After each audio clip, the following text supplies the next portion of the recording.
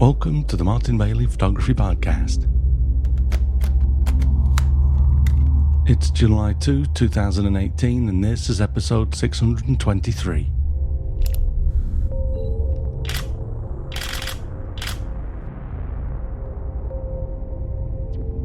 We continue our Travelogue series today, walking you through my 2018 complete Namibia tour and workshop, as we spend a magical few hours in Dead Flay photographing the beautiful silhouetted camelthorn trees there. If you have been following the podcast for a while, you'll have heard me talk about the magical few minutes that happens most mornings in Dead Flay, as the sun rises above the large dune to our backs, and we are treated with a beautiful natural contrast of light and shade that you can see in the first photo for today. This is a popular photograph to shoot since National Geographic photographer Frans Lanting put Dead Flay on the map. But as I work with my group here each year, it's easy to see that composing a nice shot in Dead Flay isn't as easy as you might think. Of course, you can just look at what everyone else has done and copy that, but I never look at images of places that I visit beforehand. So I start with a clean slate on my first visit, and then I know that at least everything I come home with is original to me. I talked about this concept in depth in episode 571, Be a Creator, Not a Collector of Photographs, so check that post out at mbp.ac/571 if you're interested. My main consideration when composing a scene is that I generally want separation between the main elements of the photograph. Plus, I generally don't want to crowd my photograph with too many elements. There is literally only one place that you can stand to get the first photograph that we're looking at today without including parts of the trees to the left and the distant clutter to the right that starts creeping into the frame. It's lovely to work this location though, and even though I'm visiting twice a year at the moment, the magic never goes away, as the sun works its way down that dune in the background and creates that perfect line of shadow across the clay pan just for a minute or two. My settings for this shot were ISO 100 at f16 for a 15th of a second and a focal length of 200mm with my Canon 100-400 Mark II lens. As usual, I'm exposing to the right, so just ensuring that the sand dune is exposed as far over on the histogram as possible, and then the rest of the shot just takes care of itself. You really have to work to find pleasing compositions though, and with the time being so short, it's worth scouting out a few additional options to shoot quickly after your main shot. With just about all of the shots that I can find under my belt already though, I now just quickly grab a few other shots like this one, where I flipped my camera into a vertical orientation and cropped in very tightly on this group of 4 trees. You can probably tell that the 2 trees at the back are the same as the leftmost trees from the first shot, so I just moved across to my left a little and zoomed in to 300mm. I allowed the tree to the left to overlap with the background trees a little while maintaining some separation between the rightmost 2 trees, and I quite like the results. However, you can see that the light is already just starting to illuminate the left side of the clay pan, forming a pale yellow line between the orange dune and the darker foreground, and this was just 3 minutes after my first shot. So you can tell how little time we really do have to get these shots. The great thing about Dead Flay though is that you can keep having fun with the light as the sun gets higher, playing with things like the various bands of colour, as I did in this next photograph.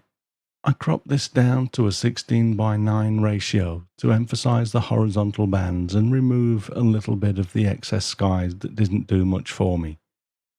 With the sun getting higher still now, my shutter speed was a 50th of a second, still at ISO 100 and f16 though. And at this point, I was using my 24-105mm lens at 70mm.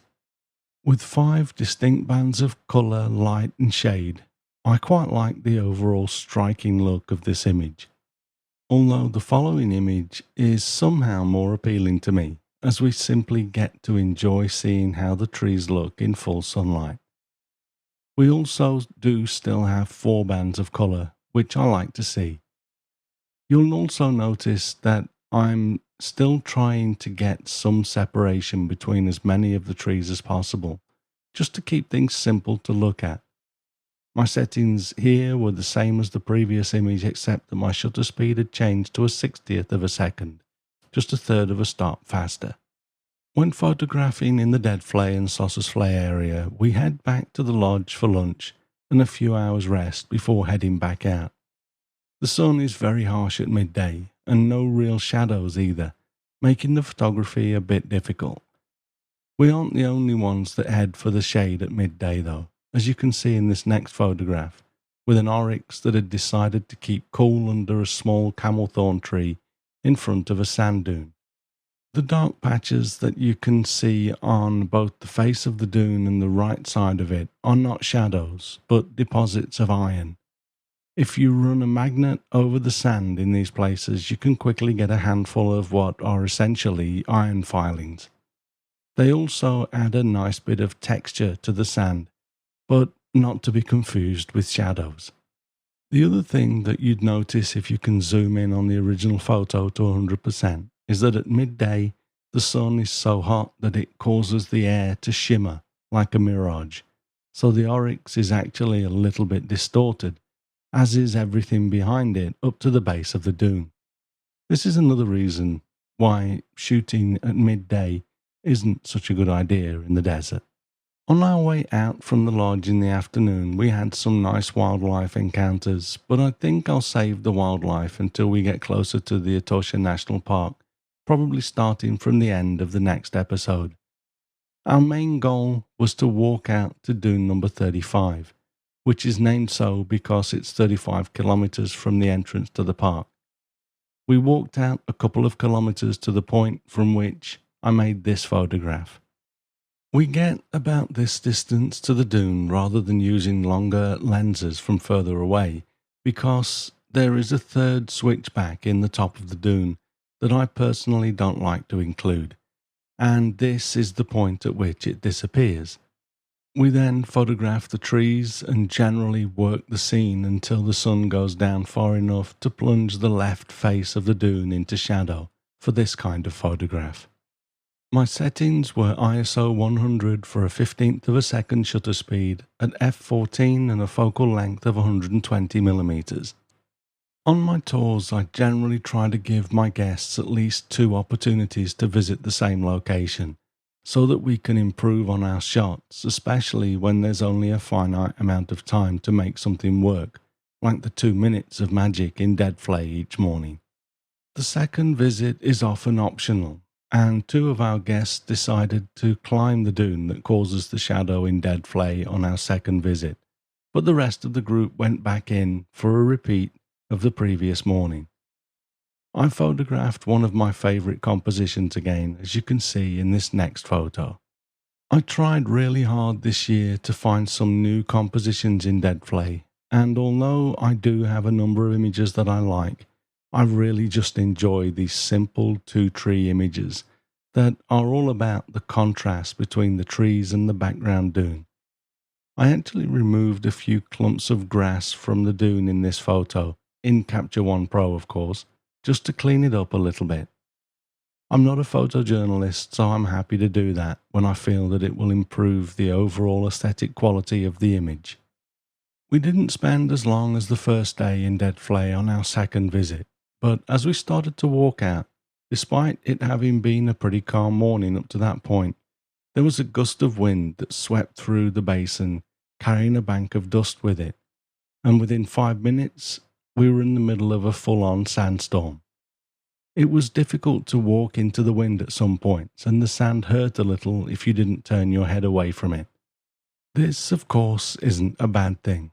As I often say, I love to photograph scenes where there's something in the air to make the atmosphere visible, be it rain, snow, mist, or sand. I always find it really appealing to be able to see the air, as we can in this photograph. just before we got back to our safari vehicles after the 30-minute walk out from Deadflay. I've actually done some pretty aggressive level adjustments to bring out the detail and layers in this photograph, as the original was much paler, with the sand almost completely whiting out the scene.